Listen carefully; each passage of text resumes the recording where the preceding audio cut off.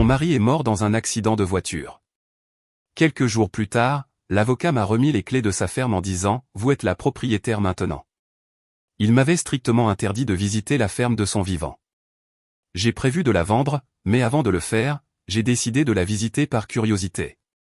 Quand j'ai ouvert la porte, je me suis figé, sous le choc, car à l'intérieur se trouvait. Les tasses de thé étaient encore chaudes. Les biscuits aux amandes que j'avais préparés la veille étaient intacts sur l'assiette. Il était 20 heures, l'heure à laquelle Larry rentrait habituellement à la maison, mais cette fois-ci, il ne rentrerait pas. J'ai fixé la porte d'entrée plus longtemps que je ne veux l'admettre, espérant entendre sa clé dans la serrure. Mais il n'y avait que le silence, le genre de silence qui s'installe profondément quand on sait que quelque chose a disparu pour toujours. Je m'appelle Lauren Williams. Pendant 16 ans, j'ai cru avoir le genre de mariage dont les autres rêvent. Larry était calme, brillant, et il donnait une impression de stabilité dès qu'il entrait dans une pièce. Il ne criait jamais. Il n'était jamais en retard. Il m'apportait des fleurs le lundi, portait des chemises impeccables et ne me laissait jamais m'inquiéter pour l'argent. Nous n'avions pas d'enfants. La vie fonctionnait bien entre nous, comme deux pièces d'un puzzle qui s'emboîtent. Mais ce que je ne savais pas, c'est qu'il manquait quelque chose à ce puzzle. Une pièce était cachée dans un endroit que je n'avais jamais été autorisé à voir. Larry est mort un samedi. Ils ont dit que c'était une crise cardiaque. Je me souviens du visage du médecin, gentil, professionnel et distant. Insuffisance cardiaque massive, a-t-il dit. C'était rapide. J'ai hoché la tête comme si je comprenais, comme si ça aidait, mais ce n'était pas le cas. Pas quand on a perdu la seule personne qui, pensait-on, nous connaissait vraiment. Les funérailles m'ont semblé être un rêve. Des gens en noir, des mots gentils, et des étrangers me disant à quel point Larry était formidable. Je me suis accroché à Hélène, ma meilleure amie depuis l'université. Elle n'arrêtait pas de me tendre de l'eau que je ne buvais pas et de la nourriture que je ne pouvais pas manger. Puis ma sœur Olivia est arrivée. Son parfum était trop fort. Son étreinte a duré trop longtemps. C'est à ce moment-là que quelque chose en moi a changé. Je suis tellement désolé, ma sœur, dit-elle, la voix trop douce. Larry était comme un frère pour moi. Je voulais la croire. Vraiment. Mais la façon dont elle me regardait, ce n'était pas de la tristesse. Pas du tout. Alors qu'elle se servait un verre dans ma cuisine, elle a dit, « Eh, je sais que ce n'est pas le meilleur moment, mais Larry m'a prêté de l'argent. J'espérais régler ça maintenant que tu es à l'abri du besoin. » Je l'ai dévisagé. « Quel argent ?» ai-je demandé. Elle a cligné des yeux, puis a souri comme si j'étais sotte. « Oh, je suppose qu'il ne te l'a jamais dit. » Quelque chose s'est noué en moi. Je n'ai pas pu dormir cette nuit-là. J'ai erré dans la maison, touchant les meubles comme s'ils pouvaient me donner des réponses. Les bibliothèques, les parquets brillants, la photo de mariage dans son cadre. Tout semblait appartenir à quelqu'un d'autre. C'est là que je les ai vus. Les clés de Larry, toujours posées sur la console de l'entrée. Je les ai prises et elle était là. La clé qu'il ne me laissait jamais utiliser. Elle était différente des autres. Celle de son garage. Je l'avais interrogé à ce sujet une fois, des années auparavant. Il n'y a rien de spécial là-dedans, avait-il dit avec un sourire. Juste des outils et de la graisse. Ça ne te plairait pas, je n'ai plus jamais posé la question. Je n'ai jamais insisté. C'est ainsi que notre mariage fonctionnait. Simple, calme, et plein d'endroits où je n'étais pas censé aller. Mais maintenant, je n'avais plus rien à perdre. Le lendemain matin, j'ai conduit jusqu'au garage. Il se trouvait dans un vieux quartier de la ville, derrière des bâtiments délabrés aux toits rouillés et où les mauvaises herbes poussaient à travers le bitume fissuré. Pas le genre d'endroit où l'on imaginerait Larry garder quoi que ce soit, mais il venait ici tous les samedis, chaque semaine. Je n'ai jamais demandé pourquoi. La porte en métal était plus lourde que je ne le pensais. La clé a fait un bruit sec en tournant, et je suis resté là un instant, effrayé par ce que je pourrais voir à l'intérieur. Ça sentait la poussière et l'huile. J'ai cherché l'interrupteur et je me suis arrêté net. Ce n'était pas un garage. Il n'y avait pas d'outils, pas de boîte, pas de pièces de voiture. Cela ressemblait à une pièce secrète construite pour quelqu'un menant une double vie. Je suis entré lentement. Les néons au plafond ont vacillé et ont éclairé la pièce d'une lueur froide. Les murs étaient entièrement recouverts. Photos, articles de journaux, graphiques dessinés à la main et cartes de voyage. Un mur était couvert de rangées de photos imprimées, toutes soigneusement épinglées. Sur chaque photo, Larry était là. Mais ce n'était pas le Larry que je connaissais. Sur ces photos, il ne portait pas ses costumes impeccables. Il n'était pas tiré à 4 épingles. Il avait l'air complètement différent, en jean, en chemise décontractée, les cheveux en désordre. Détendu, presque comme un étranger. Son visage paraissait plus doux sur les photos. Il ne semblait pas si sérieux. Et sur presque chaque photo, il se tenait à côté de la même femme. Elle était belle, avec au moins 11 ans de moins que moi, des cheveux sombres et des yeux vifs et intelligents. Ils avaient l'air proches, trop proches. Sa main était sur son bras, et il lui souriait d'une manière que je n'avais pas vue depuis des années. Une photo les montrait à la plage. Une autre dans un chalet de ski. Une autre lors d'un dîner. Certaines avaient des dates écrites au dos, d'une écriture que je savais être la sienne, il y a 8 ans, 6, 4. Une datée de quelques mois à peine, septembre 2023. Celle-là m'a cloué sur place. Le même jour, j'étais à la maison en train de lui préparer son dîner préféré, attendant qu'il rentre de ce qu'il disait être un rendez-vous avec un client. Mais maintenant, je fixais une photo de lui, assis à côté de cette femme et d'un homme qui semblait avoir la trentaine. Ils souriaient tous comme une famille heureuse. Au dos de la photo, Larry avait écrit « Pamela et Frank, septembre 2023. » Mes genoux se sont dérobés. Je me suis agrippé au bureau en métal au milieu de la pièce pour me stabiliser. C'est alors que j'ai vu les papiers, des piles de dossiers, des relevés bancaires, des documents d'entreprise, des lettres de sociétés étrangères et des formulaires fiscaux qui ne correspondaient à rien de ce que je connaissais de son travail. Dans un dossier, j'ai trouvé un rapport médical. Mes yeux sont allés directement en haut de la page. Crescent at Institute. Il datait de moins de 3 mois. J'ai vu le nom complet de Larry, puis le diagnostic, cardiopathie ischémique.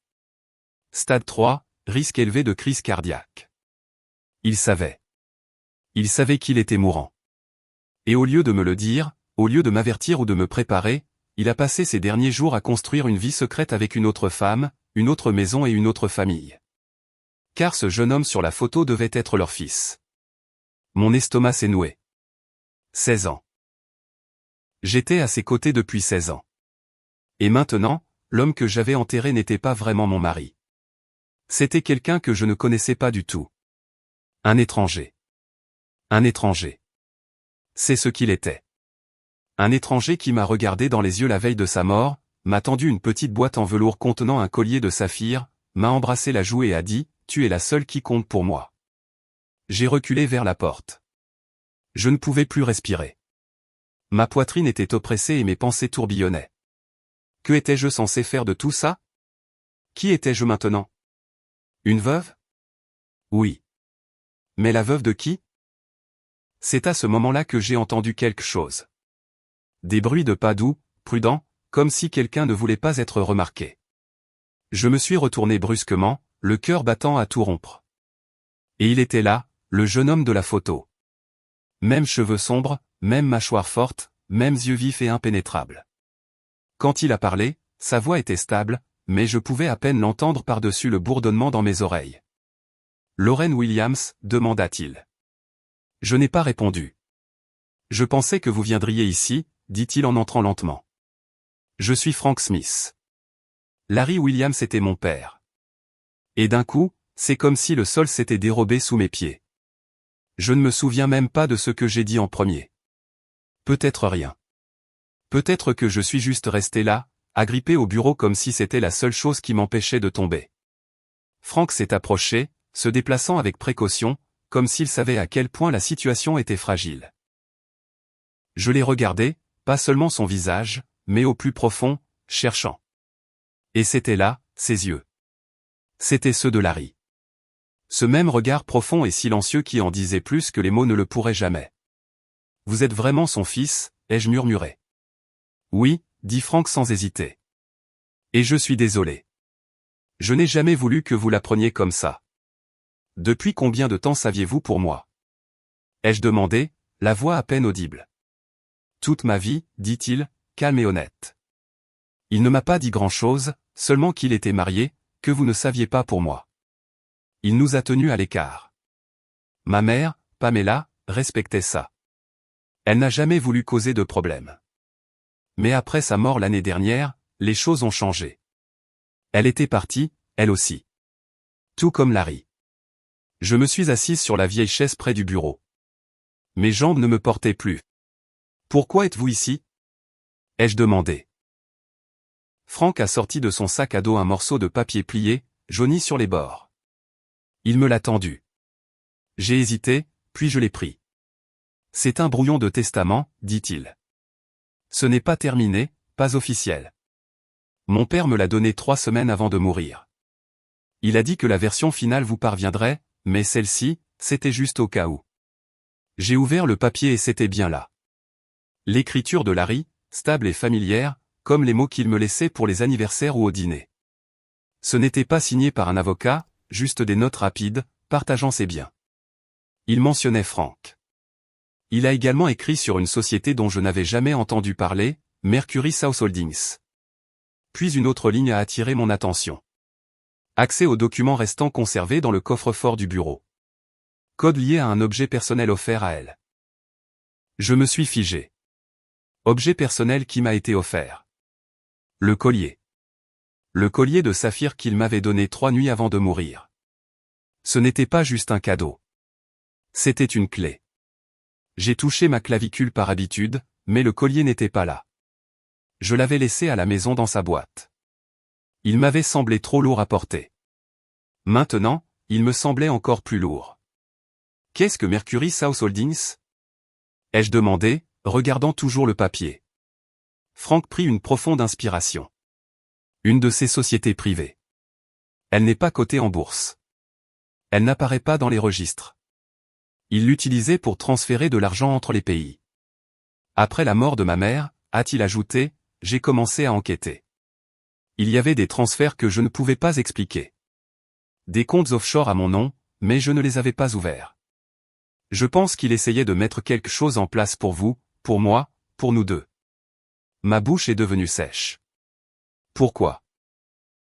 Parce qu'il savait qu'il n'avait plus beaucoup de temps, dit Frank doucement. Et parce qu'il n'avait pas confiance dans les gens avec qui il travaillait. J'ai levé les yeux. Quelle personne? Le visage de Frank devint sérieux. Il n'a jamais donné de nom. Il a juste dit que s'il lui arrivait quelque chose, quelqu'un pourrait venir chercher des réponses, le contrôle de ce qu'il a laissé derrière lui. Je me suis adossé à la chaise, les pensées s'emballant.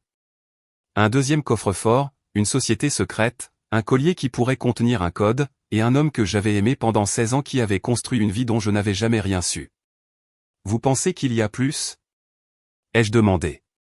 Que le testament, les dossiers, les photos, ce n'est que le début? Frank a hoché la tête. Je pense qu'il a laissé des indices. Pas seulement pour que nous les trouvions, mais pour nous protéger. Je me suis levé lentement. Mes jambes étaient encore tremblantes. J'ai regardé la pièce une dernière fois. Elle ne ressemblait plus à un mémorial. Elle ressemblait à une preuve et à un avertissement. Je dois rentrer à la maison, ai-je dit doucement. J'ai besoin de ce collier. Puis-je venir avec vous, demanda Frank. Si vous me le permettez. J'ai fait une pause, puis j'ai hoché la tête. Car que cela me plaise ou non, c'était maintenant notre histoire. Mais je ne suis pas rentré tout de suite. Je ne pouvais pas. J'avais besoin de temps pour réfléchir, pour respirer. Alors, j'ai appelé Hélène. 25 minutes plus tard, j'étais assise sur son canapé, tenant une tasse de thé chaud que je ne buvais pas. Le collier de saphir était posé sur la table entre nous, comme une bombe à retardement. Hélène n'a posé aucune question. Elle ne le faisait jamais. Pas avant que je sois prête. Et quand je l'ai finalement été, je lui ai tout raconté sur le garage, les photos, Frank et le testament. Elle n'a pas dit, je te l'avais bien dit. Elle a juste murmuré, je suis tellement désolé, et a pris ma main. Mais je n'étais pas prête à pleurer. Je n'étais pas prête à m'effondrer. J'avais besoin de réponses. J'avais besoin de quelqu'un à blâmer. Alors, j'ai conduit jusqu'à l'appartement d'Olivia. Il se trouvait dans un nouvel immeuble chic du nord de la ville, le genre avec un parking souterrain, des codes d'accès et une réception. Étrange pour quelqu'un qui disait toujours être fauché. En montant dans l'ascenseur, j'ai senti ma colère grandir. Olivia a ouvert la porte pieds nus, en pyjama de soie, un verre de vin à la main. Son maquillage était parfait, ses cheveux coiffés comme si elle attendait quelqu'un. « Tiens, si ce n'est pas ma sœur en deuil, dit-elle avec un sourire suffisant. Venue voir ce qu'il reste de la veuve. Ça suffit, Olivia, ai-je lancé. Nous devons parler. Je l'ai bousculée pour entrer dans le salon. C'est là que j'ai vu la photo. Elle et Larry, riant, tenant des coupes de champagne. La date dans le coin m'a retourné l'estomac, il y a 6 ans. Qu'est-ce que c'est que ça? Ai-je demandé en montrant le cadre. Olivia s'est approchée lentement et a pris une longue gorgée de vin. Oh, ça? La fête de fin d'année de l'entreprise. Tu étais trop fatigué pour venir, tu te souviens? Larry voulait que je l'accompagne. Elle a dit ça comme si de rien n'était. Comme si boire du champagne avec mon mari pendant que je restais à la maison à plier le linge était tout à fait normal. On s'est toujours si bien entendu, ajouta-t-elle nonchalamment. Je me suis tourné vers elle. À quel point exactement? Son sourire s'est effacé. Je sais pour Pamela, ai-je dit. Je sais pour Franck, le garage, la fausse société, le testament. Je sais tout. Alors, s'il y a autre chose, dis-le-moi maintenant. Les yeux d'Olivia se sont rétrécis. Elle est allée à son bar, a rempli à nouveau son verre et a parlé doucement. Très bien. Tu veux la vérité? Elle a posé son verre et a mis une main sur son ventre. Je suis enceinte, dit-elle. Et c'est de Larry. Je n'ai pas bougé. Je ne pouvais pas parler. Mon esprit s'est vidé. 11 semaines, a-t-elle poursuivi. Je l'ai découvert une semaine avant sa mort. Il le savait. Il a dit qu'il s'occuperait de tout. Il m'a même dit qu'il allait quitter Pamela. Je me suis figé. Tu le voyais encore après la mort de Pamela? Olivia haussa légèrement les épaules. Elle n'était pas censée durer.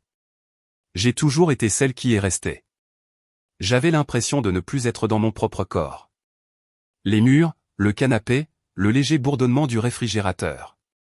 Tout s'est estompé. Tu as couché avec mon mari, ai-je murmuré. Olivia haussa de nouveau les épaules. Ne fais pas semblant d'être choqué. Tu avais la vie parfaite, la belle maison, les dîners à 20 heures. Pendant que moi, je joignais à peine les deux bouts, avec des boulots sans avenir, toujours comparé à toi, comme si j'étais une version ratée de la fille que maman voulait vraiment. Elle a levé les yeux vers moi, et son regard était perçant. Tu étais sa routine. J'étais son évasion. Je l'ai giflé avant même de réaliser mon geste. Sa tête a basculé sur le côté, et son verre de vin s'est brisé sur le sol. Elle n'a pas pleuré. Elle n'a pas crié. Elle a juste souri. La voilà. La vraie Lorraine, dit-elle. Pas la petite épouse parfaite. Juste une femme qui sait enfin que sa vie était un mensonge. Je me suis détourné, respirant difficilement. Mes mains tremblaient. Pourquoi ne me l'as-tu pas dit? Ai-je demandé, la voix plus basse maintenant. Parce que tu ne m'aurais jamais cru, dit-elle. Tu as toujours pensé que j'étais jalouse. Et peut-être que je l'étais, mais ça ne te concernait pas. Il s'agissait pour moi d'obtenir enfin quelque chose pour moi-même. J'ai secoué la tête. Tu n'as pas seulement pris quelque chose. Tu as tout pris. Elle s'est approchée. Son visage était difficile à lire. Dis ce que tu veux. Mais le bébé qui grandit en moi, il ou elle fait partie de ta famille, que tu le veuilles ou non. Ma gorge s'est nouée. Je voulais crier, jeter quelque chose, remonter le temps. Mais au lieu de ça, j'ai dit. Je suivrai ce que Larry a écrit dans son testament. Pas pour toi, pour le bébé. Le bébé n'a rien choisi de tout ça. Olivia a cligné des yeux. Sa voix s'est un peu adoucie. Tu le penses vraiment? Je ne sais pas ce que je pense, ai-je murmuré. Mais je sais une chose. Je dois partir. Je me suis dirigé vers la porte, sans même me soucier du verre brisé qui crissait sous mes chaussures. Ma main tremblait en attrapant la poignée. Elle a demandé quelque chose sur ce que Larry aurait voulu, mais je n'ai pas répondu parce que, honnêtement, je n'en savais plus rien. Je ne suis pas rentré chez moi cette nuit-là. Je ne pouvais pas faire face à la table propre, au lit intact, ou au silence.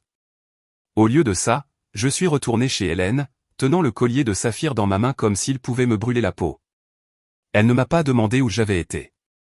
Elle a juste ouvert la porte, a regardé mon visage et a dit, « Tu as besoin de dormir. » Mais je ne pouvais pas dormir. Pas quand tout à l'intérieur de moi semblait s'effondrer. Le lendemain matin, Franck est venu me chercher. Hélène est venue aussi. Elle a insisté. « Tu ne vas pas entrer seule dans le coffre-fort secret de ton mari », a-t-elle dit en jetant son manteau sur son épaule. Le bureau de Larry se trouvait dans un grand immeuble du centre-ville. Il l'appelait toujours un « espace satellite » quand je posais des questions. Un endroit calme pour les réunions, avait-il dit. Je ne l'avais jamais vu auparavant. Mais Franck avait une carte d'accès. Je suis inscrit comme copropriétaire, a-t-il dit en nous faisant passer la sécurité. La réceptionniste nous a à peine regardés.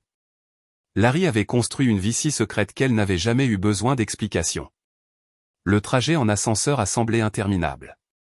Quand nous avons atteint le 17e étage, Franck nous a conduits dans un bureau aux parois de verre.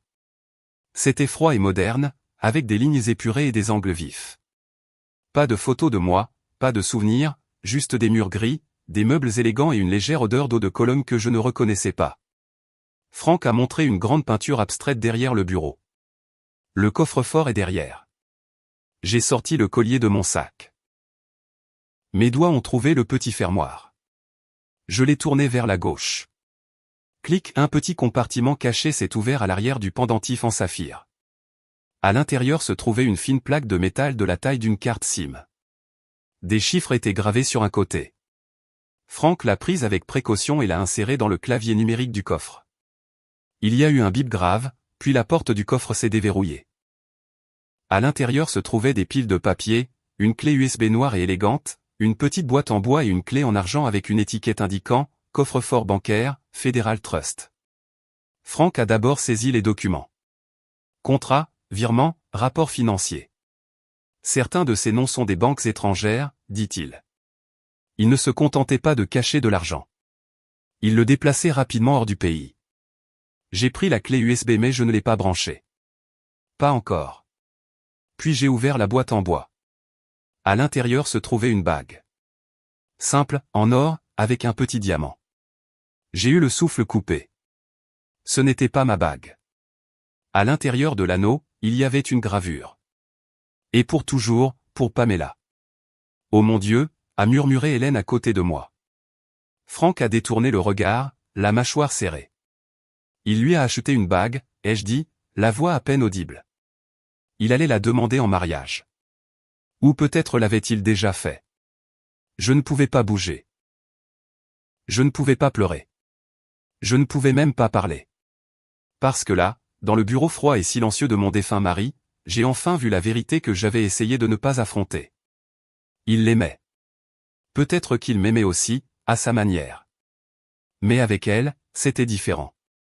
Elle avait eu la vraie version de lui. Celui qui souriait sur les photos, prenait des vacances et riait. Et moi, j'avais eu ce qui restait. La représentation. Le mari bien habillé qui rentrait pour dîner à 20h, apportait des roses le lundi et cachait tout derrière des portes verrouillées. Puis Franck m'a tendu une lettre. Elle était pliée soigneusement. Mon nom était écrit sur le devant. Je l'ai ouverte avec des mains tremblantes. Lorraine. Si tu lis ceci, c'est que je suis parti. Je suis désolé. Je n'ai jamais eu le courage de te dire la vérité, de dire à voix haute ce que j'aurais dû dire il y a des années. J'ai été égoïste. J'ai construit 2 vies parce que je ne pouvais renoncer à aucune des 2. Et à la fin, cela m'a tout coûté. Je t'aimais. Je sais que cela semble probablement vide maintenant. Peut-être que ça l'a toujours été. Mais je t'aimais de la seule manière que je connaissais. Je voulais que tu aies la paix, que tu sois en sécurité. C'est pourquoi je t'ai laissé les papiers, l'accès, la vérité. Fais ce que tu dois faire. Brûle-les. Enterre-les.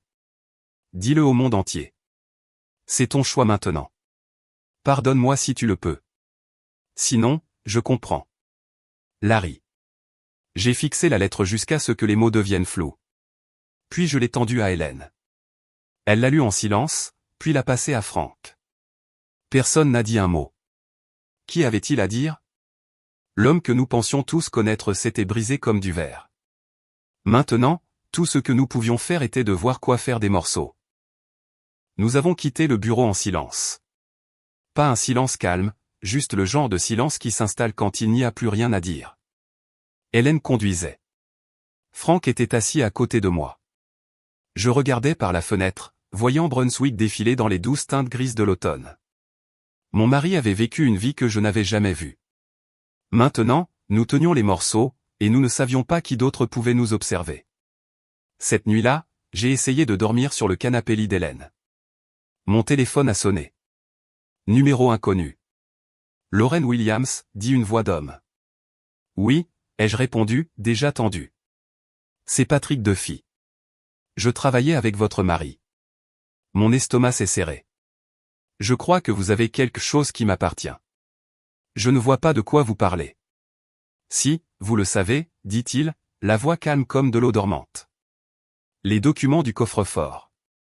Certains concernent des comptes internationaux que j'ai aidé à mettre en place. Je pense que nous devrions nous rencontrer.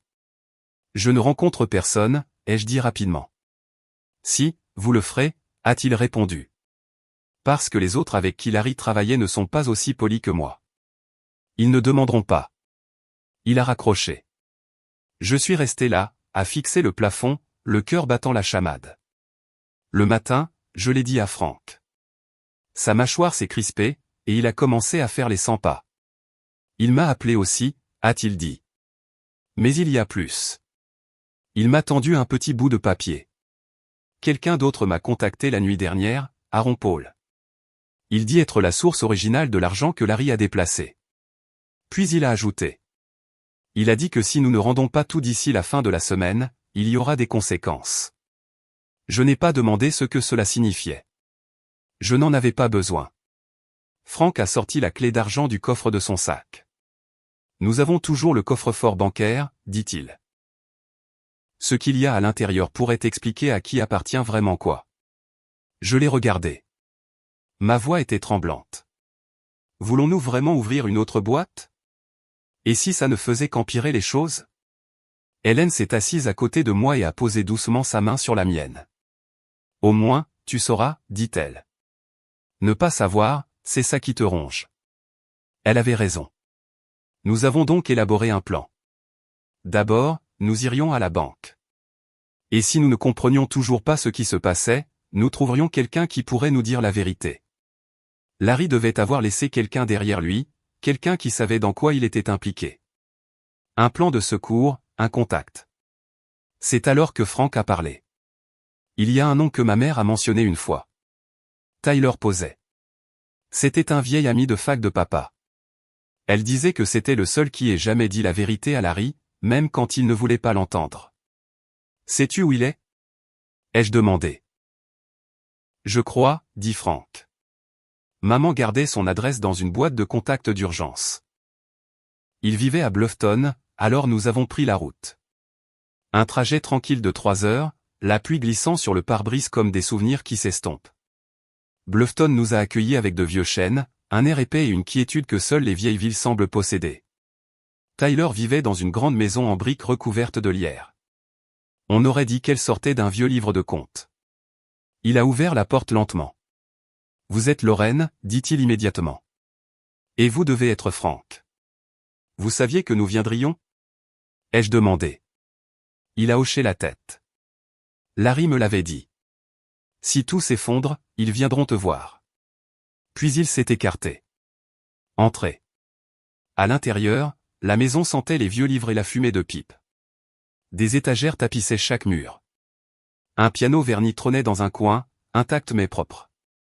Tyler nous a fait signe de nous asseoir. Il a quitté la pièce un instant et est revenu avec une enveloppe scellée. Il m'a laissé ça, dit-il. Il m'a dit de ne l'ouvrir que si vous veniez tous les deux ensemble. J'ai regardé Frank. Il a fait un petit signe de tête. J'ai ouvert l'enveloppe. À l'intérieur se trouvait une courte lettre manuscrite et un deuxième testament. Celui-ci était différent. Il mentionnait l'enfant qu'Olivia portait. Il stipulait que 30% des économies offshore de Larry iraient à l'enfant lorsqu'il ou elle aurait 22 ans. J'ai senti le sang quitter mon visage. Il avait tout prévu, même ça. Et à ce moment-là, j'ai réalisé quelque chose. Nous étions au milieu d'une tempête que Larry avait construite pièce par pièce. Maintenant, c'était à nous d'y faire face. J'ai relu le testament. Enfant à naître d'Olivia Williams, 30% à placer en fiducie jusqu'à l'âge de 22 ans.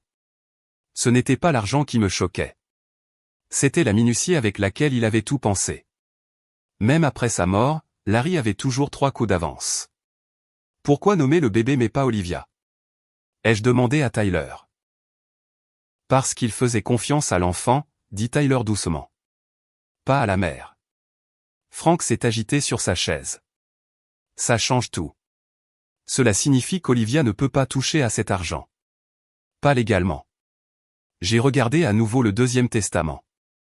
Et si elle essaie? Tyler a hoché la tête en direction de la clé USB. Alors vous utiliserez ça. Larry m'a dit qu'elle contient les archives de chaque virement, de chaque personne impliquée et de chaque crime qu'ils ont commis pour bâtir tout ça. S'ils s'en prennent à vous, ne reculez pas. Hélène a laissé échapper un lent soupir à côté de moi. Vous avez quelque chose qu'ils n'ont pas, dit-elle. Un moyen de pression. Pour la première fois depuis la mort de Larry, je ne me sentais pas petite. Je ne me sentais pas comme la femme à qui on avait menti, qu'on avait trompée et abandonnée. Je me sentais comme celle qui tenait la carte, et cela me donnait du pouvoir. Frank s'est penché en avant. Lorraine, je pense qu'il est temps d'arrêter de simplement réagir. Nous devons agir avant que Patrick ou Paul ne le fassent. J'ai hoché la tête lentement. On va à la banque. Nous sommes retournés à Brunswick avant midi. Le bâtiment de la Federal Trust se trouvait entre un cabinet d'avocats et un vieux site historique. Il avait l'air banal, le genre d'endroit devant lequel on passe sans jamais le remarquer jusqu'à ce qu'on en ait besoin. Hélène est restée dans la voiture. Envoie-moi un texto si ça devient bizarre, a-t-elle dit. Et s'il ne vous laisse pas entrer, pleure. Personne ne dit non à une femme qui pleure dans une banque. Frank a souri. Moi non. À l'intérieur, le responsable des coffres a regardé la clé d'argent, a vérifié ma carte d'identité et a haussé un sourcil. Ça fait des années que ce coffre n'a pas été ouvert, dit-il. Il est enregistré sous un nom de société, Mercury South Holdings. Il nous a conduits au sous-sol, à travers plusieurs portes blindées et d'épais murs de béton. L'air est devenu plus froid. C'était silencieux. Puis nous nous sommes retrouvés seuls avec le coffre. Il m'a tendu des gants. Procédure standard, dit-il. Nous vous laissons en privé. La porte s'est refermée derrière nous. Ma main flottait au-dessus de la serrure. Prête, demanda Frank. Non, ai-je dit, mais je l'ai fait quand même. La clé a tourné facilement. Le coffre a glissé. Pas d'argent liquide, pas de faux passeport, pas de téléphone secret, pas de liasse de billets non marqués. Juste un dossier manie et une photo. La photo montrait Larry, Frank et Patrick deux filles debout devant un SUV noir, les bras croisés, en train de rire. Derrière eux se tenait Aaron Paul. Je l'ai fixé pendant un long moment. Ce n'étaient pas seulement des partenaires en affaires, ai-je dit. Ils formaient une équipe. Frank a ouvert le dossier. À l'intérieur se trouvaient des pages de contrats signés, de faux registres de société et de paiement. Un document portait une inscription en rouge vif en haut, Assurance Chantage Paul. Ce n'était pas juste de l'information. C'était une arme. Larry a gardé des preuves, ai-je murmuré. De tout. À ce moment-là, j'ai compris. Il ne m'avait pas seulement laissé un chaos. Il m'avait laissé un moyen de me défendre. Et maintenant, je devais décider quoi en faire. Nous ne sommes pas rentrés à la maison. Nous sommes allés voir un avocat, Adam Driver. Il s'était occupé de la succession de mon père des années auparavant. Il était honnête, discret et n'aimait pas les histoires. Je lui ai tout raconté. Enfin, presque tout. Pas l'infidélité, pas Olivia, juste les parties qui comptaient pour la loi. Les documents, les menaces, les comptes secrets. Il n'a pas bronché. Voulez-vous porter plainte, demanda-t-il. Non, ai-je dit. Je veux une protection. Il a hoché la tête. Alors nous allons faire des copies de tout, numériques, imprimées, stockées dans 3 endroits distincts. Une copie ici, une avec vous, et une avec quelqu'un qui n'est lié à aucun de nous, dit Adam. Je connais la personne parfaite, dit Hélène avec un sourire sérieux. Nous avons passé des heures à tout numériser. Larry avait tenu des archives méticuleuses, nom, date, virement bancaire, fausses factures. Ce n'était pas seulement des affaires louches. C'était une véritable opération criminelle qui s'étendait à travers les pays. Et avec la disparition de Larry, ils pensaient probablement que toutes les preuves avaient disparu. Ils avaient tort. À la fin de la journée, Adam a rédigé une lettre courte et ferme. J'ai ajouté une ligne en bas, de ma propre main, essayez voir. LW. Nous l'avons envoyé au bureau de Patrick Duffy par coursier. Il a appelé 20 minutes plus tard. Vous croyez maligne, dit-il, furieux. Vous êtes complètement dépassé. Non, ai-je dit calmement. C'est vous qui l'êtes. Car mon prochain appel sera pour le fisc, et après ça, à Interpol. Il y eut un silence. Puis il a ri. D'accord, dit-il. Qu'est-ce que vous voulez? Rien, ai-je dit. Juste que vous arrêtiez. Plus d'appels, plus de menaces, plus de visites surprises. Si vous me touchez, moi ou quiconque qui m'est cher, tout le dossier devient public. Chaque nom, chaque signature. Vous ne voulez pas de ce genre de problème, a-t-il dit. J'ai déjà ce genre de problème, ai-je répondu. La différence, c'est que je n'ai plus peur. Il a raccroché. 3 heures plus tard, Aaron Paul l'a appelé. Son ton était suave, poli, comme quelqu'un habitué à se sortir des ennuis par la parole. Lorraine, dit-il comme si nous étions de vieux amis. J'ai entendu parler de ce que vous avez trouvé. Je pense que nous avons mal commencé. Il n'y a pas eu de commencement, ai-je dit. Juste votre nom sur des dizaines de transferts illégaux. Il a eu un petit rire. Tout cela n'est qu'hypothétique, bien sûr. J'ai laissé le silence s'étirer. Puis j'ai dit. Je sais que vous pensez pouvoir contrôler la situation, mais voilà le problème, monsieur Paul. Je n'ai plus rien à perdre. Pas de réputation à protéger, pas d'entreprise à sauver, et cela me rend très dangereuse. Il n'a pas répondu. J'ai mis fin à l'appel. Cette nuit-là, Frank et moi étions assis sur le porche d'Hélène. La clé USB était dans sa poche. Une copie du dossier était enterrée dans une jardinière derrière nous. C'était peut-être paranoïaque, mais après avoir été trahi par la personne en qui j'avais le plus confiance, la paranoïa ressemblait à de la survie. Je ne savais pas qu'il était capable de ça, dit doucement Frank. Ma mère disait toujours qu'il était compliqué. Je pensais qu'elle voulait dire triste, pas corrompu. Il était les deux, ai-je dit. Et peut-être pire.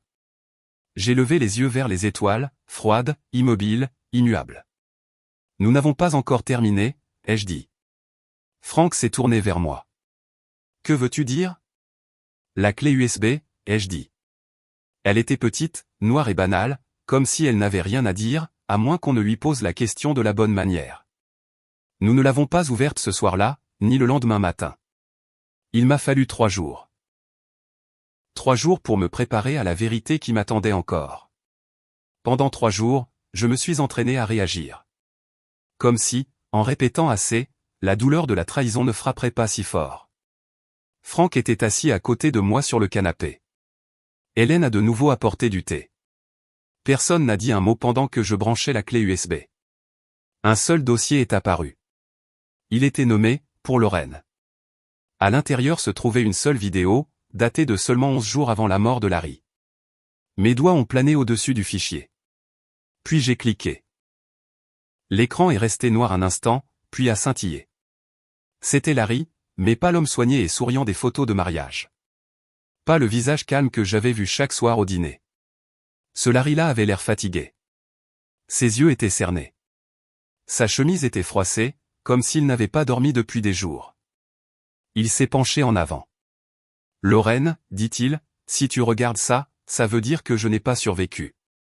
Ou peut-être que je n'ai plus eu le temps. Il a soupiré et s'est frotté le visage. Il n'y a pas de moyen facile de dire ça, alors je vais le dire directement. Tu n'as jamais été celle de qui je devais cacher des choses. Tu étais celle que je voulais protéger. Mais j'ai attendu trop longtemps, et maintenant tout me rattrape. Il a fait une pause. Il y a quelqu'un dont tu dois te méfier. Quelqu'un en qui tu as plus confiance que tu ne le devrais. Mon cœur a ralenti. Il a regardé droit dans la caméra. C'est Olivia. La pièce est devenue silencieuse.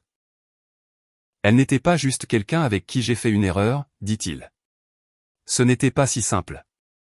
Elle a tout planifié depuis le début. La grossesse, ce n'était pas un accident. La nuit où je lui ai dit que je ne pouvais plus continuer comme ça, elle a changé. Elle a dit que si je la quittais, elle révélerait tout. L'argent, les faux comptes, tout ce que j'ai enterré pour te protéger. Il s'est penché plus près. Je pense qu'elle a tué Pamela. Je ne pouvais plus respirer.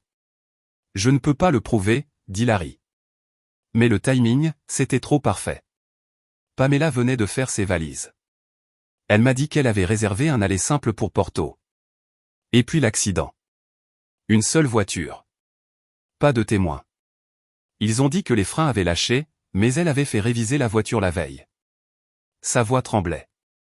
Olivia savait qu'elle était enceinte. Pamela, non. Ça a tout changé. Il a de nouveau regardé la caméra. Ils ont dit que c'était un accident. Pas d'acte criminel. Mais Olivia savait, et Pamela non. Hélène a couvert sa bouche. Les mains de Frank se sont serrées en poing. J'ai essayé de réparer les choses, a dit Larry. J'ai déplacé l'argent. J'ai fait des copies. Je me suis assuré que s'il m'arrivait quelque chose, tu aurais tout ce dont tu as besoin. Je suis désolé de t'avoir causé tant de douleur avant de faire ce qui était juste. Il a baissé les yeux, puis a regardé à nouveau la caméra. J'étais faible, mais toi, tu ne le es pas. Et si tu veux t'éloigner de tout ça, fais-le. Prends ce qui t'appartient. Laisse le reste derrière toi. Il a fait une pause. Mais si tu décides de te battre, ne le fais pas seul. L'écran s'est figé. Puis il est devenu noir. Je suis resté assise, pétrifiée. Cela m'a semblé durer des heures. Larry savait. Il savait de quoi Olivia était capable. Il savait ce qui allait arriver. Et pourtant, il a essayé de contrôler l'histoire, même après sa mort. Peut-être que c'était la culpabilité. Peut-être que c'était la peur. Mais maintenant, il m'avait donné la vérité. Et c'était à mon tour de décider quoi en faire. Olivia ne savait pas que j'avais vu la vidéo. Pas quand je l'ai invitée à bruncher. Pas quand je l'ai serrée dans mes bras à la porte et lui ai dit qu'elle me manquait. Que nous devrions reparler comme de vraies sœurs. Elle a souri comme quelqu'un qui pensait avoir déjà gagné. Elle portait une robe bleu ciel qui montrait son ventre arrondi. Il donne des coups de pied quand je bois du jus d'orange, dit-elle en riant, se frottant le ventre. J'ai souri aussi, mais pas avec les yeux. Nous nous sommes assises sur le porche d'Hélène. Frank est resté à l'intérieur. Hélène nous a apporté du thé glacé, puis nous a laissé de l'espace. Je suis contente que tu aies appelé, dit Olivia en croisant les mains sur ses genoux. Je craignais que tu sois toujours en colère. Pourquoi serais-je en colère? Ai-je demandé calmement. Parce que mon mari couchait avec ma sœur, ou parce qu'il t'a laissé une partie de son argent? Olivia a cligné des yeux. C'était la première fissure. Elle s'est agitée sur son siège. Lorraine, c'est difficile pour nous deux. Larry était confus. Il était tiraillé. Mais il t'aimait. Non, ai-je dit. Il ne m'aimait pas. Il avait pitié de moi. Le visage d'Olivia s'est durci. Je me suis penché plus près. Et il avait peur de toi. Elle n'a pas dit un mot. J'ai alors posé la clé USB sur la table entre nous. Les lèvres d'Olivia se sont légèrement entr'ouvertes. Je sais pour l'argent, les mensonges. Je sais qu'il allait te quitter. Et je sais ce qui est arrivé à Pamela. Elle est restée immobile, puis a dit. Tu ne peux rien prouver. Tu as raison, ai-je dit. Mais je n'en ai pas besoin. Elle a froncé les sourcils. Je me suis levé. Je ne vais pas aller au tribunal. Je n'appelle pas la police. Je ne perds pas mon temps à espérer que le système arrangera ça. Je l'ai regardé droit dans les yeux. Je vais simplement m'en aller et te laisser avec tout ce que tu pensais vouloir. L'argent, l'enfant, les mensonges. Olivia s'est levée aussi. Tu penses que ça me fait peur? Non, ai-je dit. Mais ça viendra. Puis je me suis retourné et je suis rentré à l'intérieur. Frank m'attendait. Plus tard dans l'après-midi, j'ai revu Adam Driver.